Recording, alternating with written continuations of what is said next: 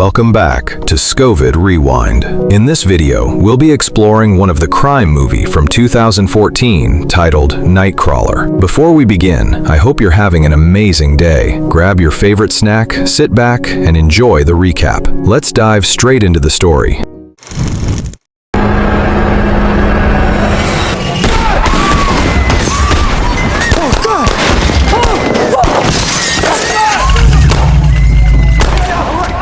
The movie began with Lou Bloom is the kind of guy who notices an opportunity the way other people notice a pothole. He stares at it long enough until it becomes useful. He shows up in Los Angeles with a trunk full of junk, a backpack full of ambition, and a moral compass that's more of a suggestion than a rule. Lou's broke, clever, and borderline sociopathic, and within a few nights of cruising the freeways, he discovers something simple and ugly. Violence sells. He starts small. Lou scavenges, hustles, and gets his hands on a cheap camcorder, a police scanner, and a used Honda to claim as his empire. He's an observer at first, pulling up to accidents, videotaping the aftermath, and offering the footage to local TV stations hungry for anything that will make their evening numbers tick up. The pay is shockingly good. The job is dirtier than he expected. The moral cost?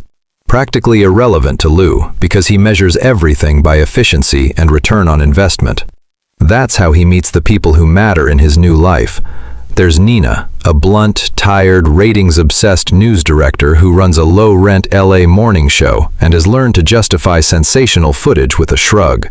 She's not evil, she's defensive. She's someone who's built her career on the showbiz version of triage. Move the numbers, keep your job. Lou's footage is raw, intimate, and exactly the kind of brutal theater Nina needs to win viewers. He's persistent, he shows up when others don't, and he speaks business in a cold, efficient voice that eventually convinces her to keep using him. Lou also ends up with Rick, a younger, eager-to-impress assistant who becomes the driver, the witness, the muscle, and occasionally the conscience. Rick admires Lou the way people admire a person who knows how to play the system.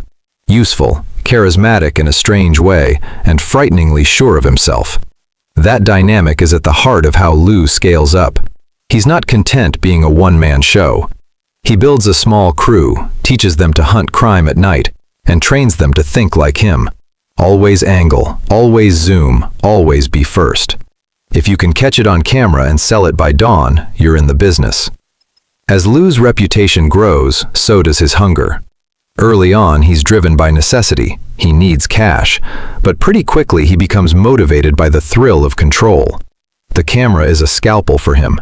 It isolates the exact moment that will force an audience to look and an editor to buy. He doesn't just film what happens, he chases what will happen next. He learns to manipulate scenes, to push boundaries, and to bend events toward the narrative he needs. That shift is subtle at first, framing a shot a little differently. Waiting until the most dramatic moment, selling the footage with a practiced urgency. By the middle of the story, it's harder to say whether Lou is reporting the news or producing it. Nina notices, and she approves, because her world is about numbers and the loyalty of viewers. Lou's footage brings in unprecedented ratings, and she's the kind of boss who will ignore the messy ethical questions if the phones are lighting up. Their relationship is transactional and oddly symbiotic.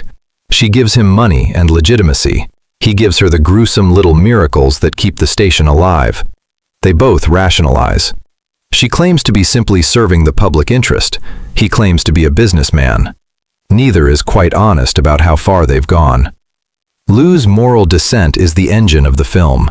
He moves beyond opportunistic filming into a more disturbing territory where he starts engineering scenes. He tampers with a crime scene here, nudges an event there, always with the rationalization that being first is survival.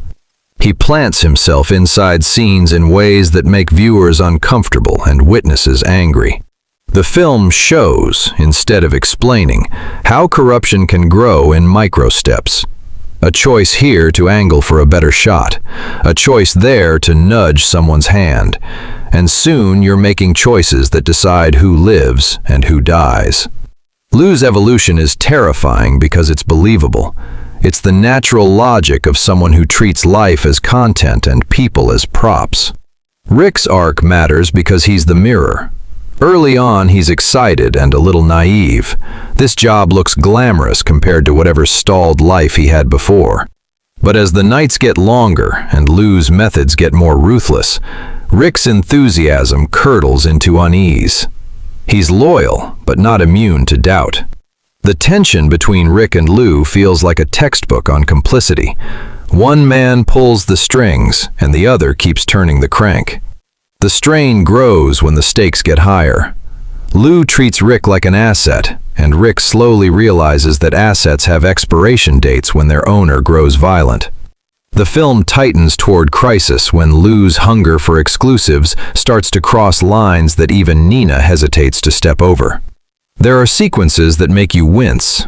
Lou manipulating victims, orchestrating angles, and prioritizing the shot over the person in pain. The showrunners at the station cheer the numbers. Nina applauds the raw power of what Lou brings in, while she also struggles privately with the ethics of airing carnage. She's not the villain. She's a professional at the intersection of commerce and news, but she's also very human, which means she makes choices that haunt her later. Lou's methods eventually force a reckoning among the people he's used. Colleagues, competitors, and victims react in ways that crash into Lou's world. Someone challenges his approach. Someone else exposes the uglier corners.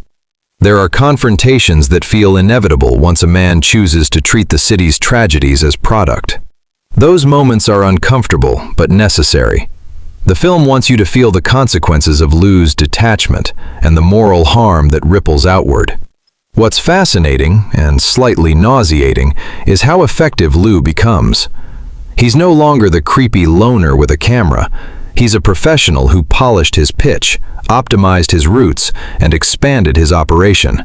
He negotiates better deals, cements a relationship with Nina, and becomes indispensable to the morning show's producers. The moral price? Priceless, apparently.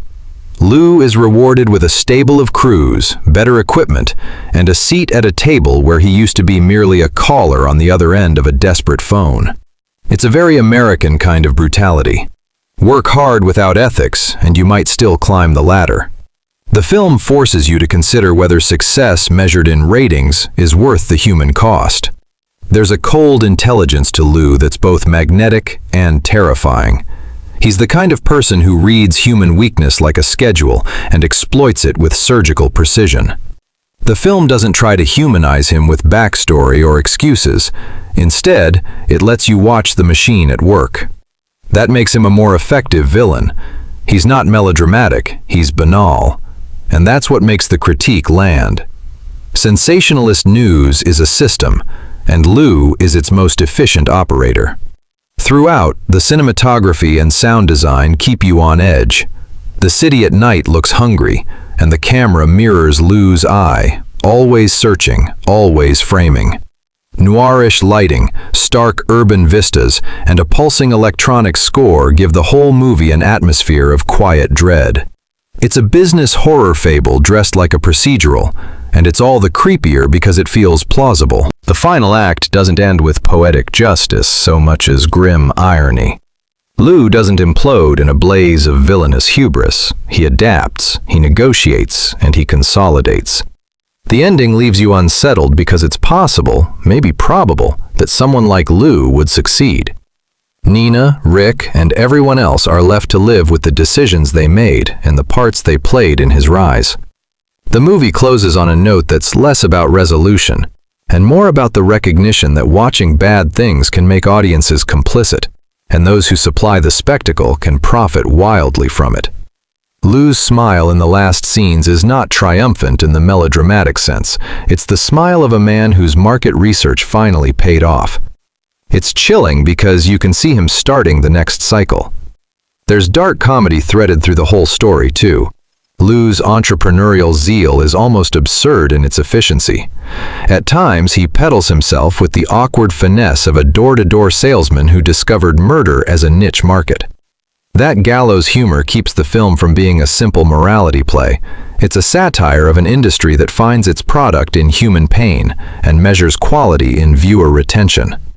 The film invites offhand smirks even as it asks ugly questions. What do we owe one another? What happens when the storyteller becomes the designer of the story? In the end, Nightcrawler isn't just about one man's descent. It's a mirror held up to a society with voracious appetites for spectacle. Lou Bloom is extreme but not implausible. He's a magnifying lens for a culture that can't look away. The movie leaves you thinking about accountability. Who's culpable for the commodification of tragedy? The person who films it, the person who airs it, or the people who tune in? Probably all of the above. So if you watch this thinking it's just a thriller about a sociopath and his camera, you'll enjoy the tension and the performance. If you watch it paying attention, it becomes a sharp, uncomfortable commentary on media, ambition, and how far someone will go when commerce demands a spectacle. Lou's work is profitable, his methods are efficient, and his human cost is vast. He's a monster in a cheap suit, and the market loves him for it. That's the part that sticks with you when the credits roll. Well, except in this version we pretend the credits didn't eat part of the runtime, so stay till the end, okay? Not a parenting tip, just a lousy joke from someone who, like Lou, knows how to sell an ending.